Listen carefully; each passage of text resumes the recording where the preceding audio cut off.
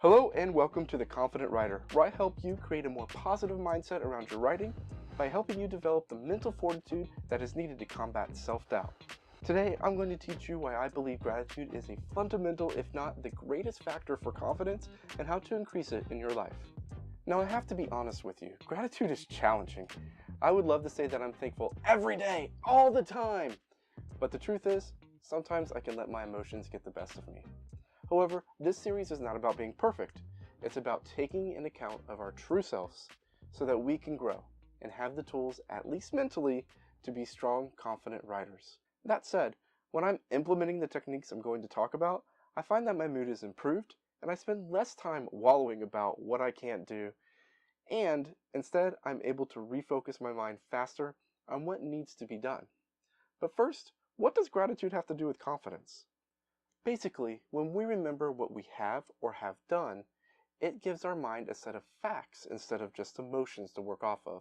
It's why I believe we should build confidence instead of self-esteem, as self-esteem is more dependent on our emotions at the time and other factors that might not actually be truly reliable. It's really all about reversing that "I can't do it" mindset and saying I have done things and I can continue to do things. Here are my supports and my resources that I have to get this task done. Gratitude is a purposeful thought process that takes into account of what we have and what we have to offer others. Understanding or being reminded that we do have these resources and may even possess the ability to pass them on lights the way to confidence, as we now have a strength to draw on. So I have 5 exercises that can help you increase your gratitude. Number 1. Playing the "What good got me to this bad" game. This is an odd one, but stick with me. Anytime something medium level to small level goes wrong in your life, try playing this game. Let's say you're watching my video right now and suddenly your computer shuts off. That's terrible, right? You were just getting to the good part of the video and now you have to figure out what's wrong with your computer. How can you find gratitude in that? Well, let's work backwards. If you were watching my video, you were fortunate enough to have time to watch it. Access to the internet, access to a computer, which also means you have some sort of place where there's electricity, and so on and so on. Now, I get it. Taken out of balance, this game could be suggesting that nothing is bad, and that we should never feel bad.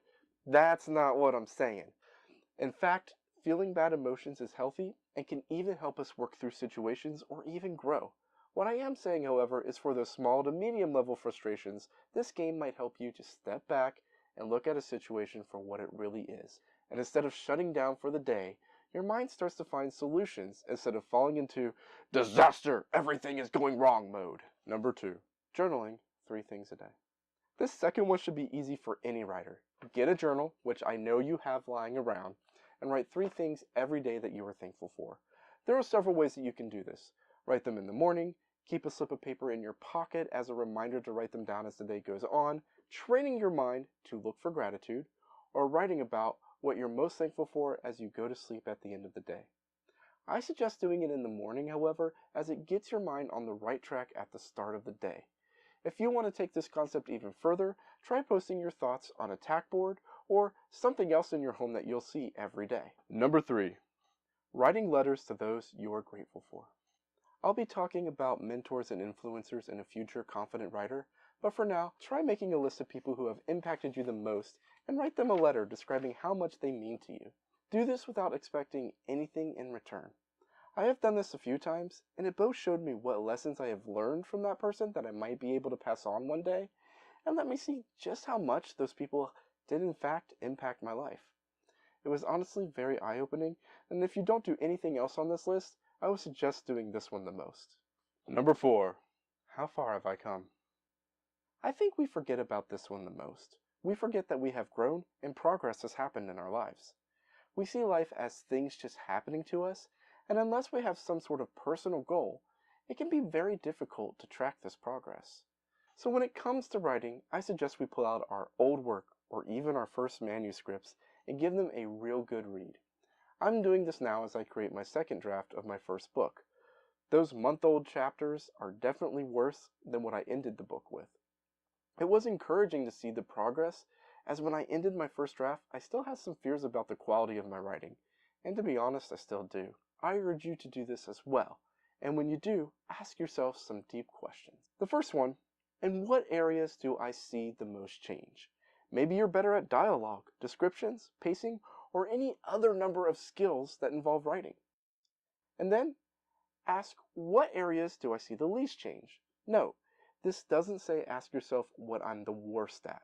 This is a small and subtle change in words, but changing the words also helps reinforce the new mindset we are trying to create for ourselves as confident writers. If you're having trouble with this, try giving it to another person to read and ask them these same questions. Or ask yourself what someone you trust might say about your writing if you're a little bit scared to show it off to people yet. Asking these questions of ourselves is very hard and scary, but if you do it, it gives us an opportunity to grow. And finally, number 5, the Path to Wonderful worksheet. The Path to Wonderful worksheet, which I will link below, is a 30-day jumpstart that gets your mind to focus on gratitude in multiple areas of your life. Here are some of my favorites. I'm most grateful for my ability to. In this moment, the things I love the most about my family are. Thank goodness someone taught me how to. I felt a little burst of energy today when. I'm lucky that I'm smart enough to figure out how to. 3 of my most prized possessions are. The things I would never change about myself include.